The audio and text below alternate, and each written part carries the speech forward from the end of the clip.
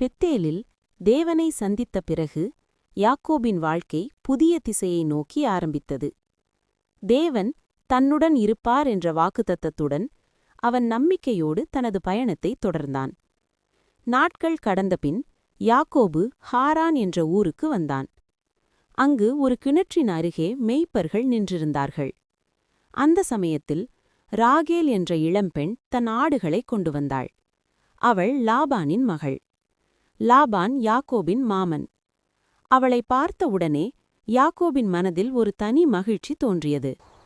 அவன் கிணற்றின் பெரிய கல்லை உருட்டிவிட்டு ராகேலின் ஆடுகளுக்கு தண்ணீர் ஊட்டினான். பின்னர் அவன் தன்னை அறிமுகப்படுத்திக் கொண்டான். இதை அறிந்த ராகேல் வீட்டுக்குச் சென்று தந்தையிடம் சொல்லினாள். லாபான் மகிழ்ச்சியுடன் யாக்கோபை வரவேற்றான். 1 மாதம் கடந்தபின் லாபான் யாக்கோபிடம் கேட்டான், "நீ என்னிடம் வேலை செய்கிறாய், உன் கூலி என்ன வேண்டும்?" யாக்கோபின் பதில் தெளிவாக இருந்தது. "உங்கள் இளைய மகள் ராகேலை நான் நேசிக்கிறேன்.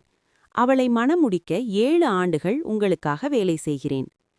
அன்பின் காரணமாக அந்த 7 ஆண்டுகள் அவனுக்கு சில நாட்கள் போலவே தோன்றின. காலம் நிறைவடைந்தது. திருமண நாள் வந்தது.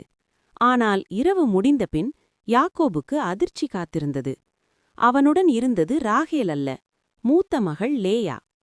யாக்கோபு வருந்தி லாபானிடம் கேட்டான், "ஏன் இப்படி செய்தீர்கள்?"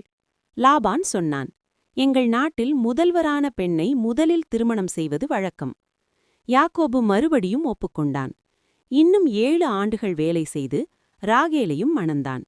இவ்வாறு யாக்கோபின் குடும்ப வாழ்க்கை ஆரம்பமானது. லேயா தேவனால் ஆசீர்வதிக்கப்பட்டாள். அவளுக்கு புதல்வர்கள் பிறந்தார்கள்: ரூபன், சிமியோன், லேவி, யூதா. பின்னர் ராகேலும் குழந்தைகளைப் பெற்றாள். யாக்கோபு மெதுவாக பெரிய குடும்பத்தின் தந்தையாக ஆனான். பின்னர் இந்த 12 மகன்களே இஸ்ரவேலின் 12 கோத்திரங்களாக ஆனார்கள். இந்த நிகழ்வுகள் யாக்கோபுக்கு ஒரு பெரிய பாடமாக இருந்தது. ஒரு காலத்தில் தன் சகோதரனை ஏமாற்றியவன் இப்போது தானே ஏமாற்றப்படுகிறான்.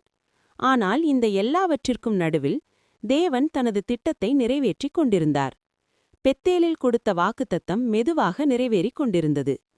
தேவன் யாக்கோபை விட்டுவிடவில்லை. சோதனைகளின் வழியாக அவனை உருவாக்கினார்.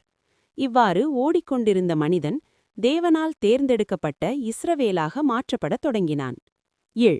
இப்பாடத்தில் கற்றுக்கொண்டது: தேவன் வாக்குத்தத்தம் கொடுத்தால் அவர் அதை நிறைவேற்றுவார். சோதனைகள் வந்தாலும் தேவன் நம்மோடிருக்கிறார்.